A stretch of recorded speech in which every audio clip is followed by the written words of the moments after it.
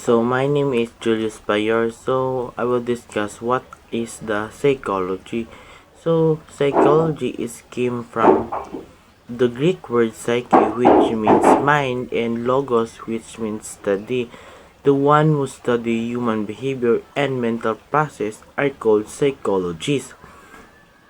So ang mga study sa pag-process sa isa kanahuna sa tao or sa ilang human behavior, that's called psychologist. Ginatawag nga psychologist ang study sa mind and function sa huna-una sa isa ka tao. So, psychology also refer to the application such as knowledge to various sphere of human activity, including problem of individual daily lives and the treatment of mental illness.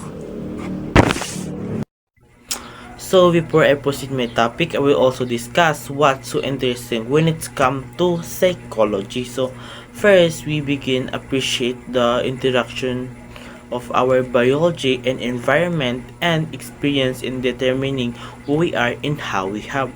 So first, we will appreciate the interaction of our environment in our biology, and we can know why people react in the way we do. So second is it gives us the knowledge to understand more about other and ourselves.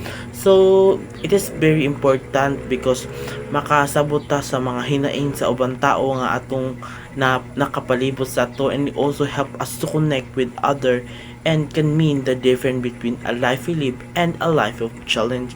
It also improving our understanding the people around us.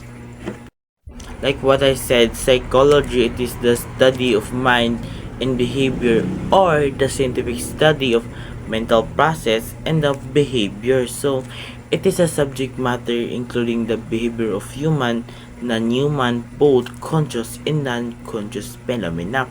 So ano nga ba ang mental process? So mental process is referred to internal activity such as mind, feelings sa isa ka tao, or thinking or panguna-una.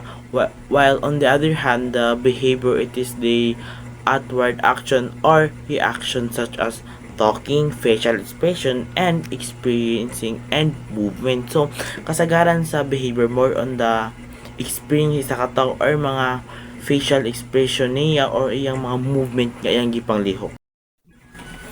Ang goal kasi ng psychology, hindi lang iniintindi ang human thinking o behavior sa isa ka tao, but pinag-aralan din niya ang mga knowledge para sa practical, para matabangan ng ang mga tao and ang atong community, and also to our society, para isolve ang mga pang-araw-araw na problema. So all of us have a lot of problem by studying the psychology, makatabang siya sa atong pang-araw-araw nga kinabuhi, and also improving of quality sa atong kinabuhi. Always remember psychology, it is a professional makatabang ni siya sa atong society o para isolve ang problema sa atong community. Ang psychology kasi ginagamitan natin ng field. When we see field kung saan ginagamit ito sa human development, sport, clinical, at health, and also the social behavior o pag-iisip ng tao or kani ginatawag na cognitive process. Yan ang mga ginagamit sa psychology. There are branches of psychology. First, abnormal psychology. Focus on psychopathology and abnormal behavior like depression to obsession, compulsion to sexual division. So natay ginatawag nga abnormal psychology, siya ang study sa nganong ang isa ka tawo mag-cause og depression, cause og anxiety og uban pa. Ginatawag na siya og abnormal psychology.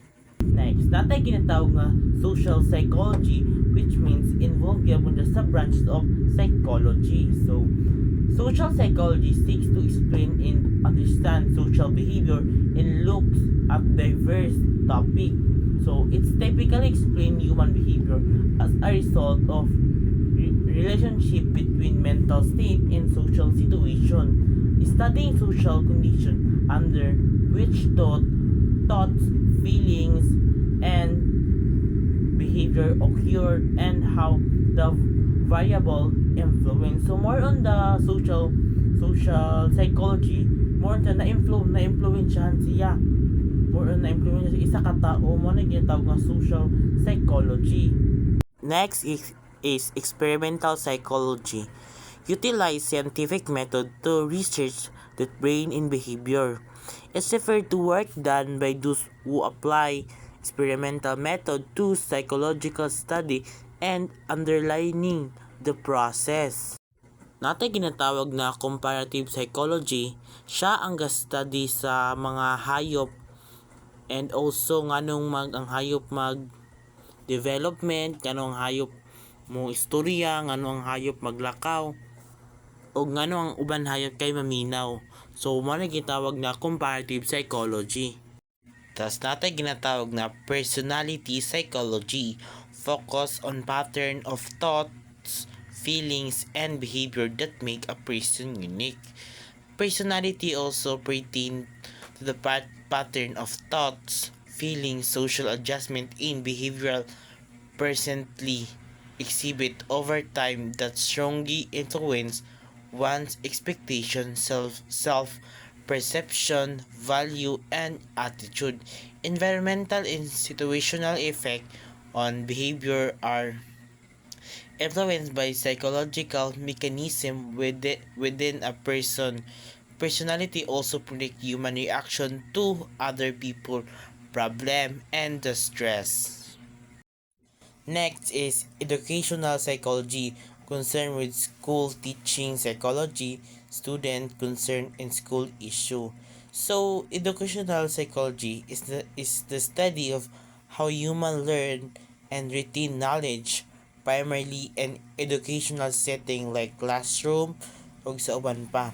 So, educational psychology is more on about lang sa school issue or concern uban pa na. So, there are a lot of branches of psychology, di ba? Nakita ninyo. So, mas daghan pa ni siya, pero gipili lang nako ni siya, mga 5 lang siya, mga 12 ata ni siya ka branches of psychology, pero mao ni akong gihatag sa inyo ha. In 1987, William Wundt established the first psychology laboratory in Germany. So, si William Wundt, kay nasa picture, mo ni siya si William Wundt. Siya ang kaunahan ng establish sa experimental sa laboratory sa Germany. More siya og the father of experimental of psychology. So, that is the end of the discussion. I hope na mo na learn. That's all. Thank you.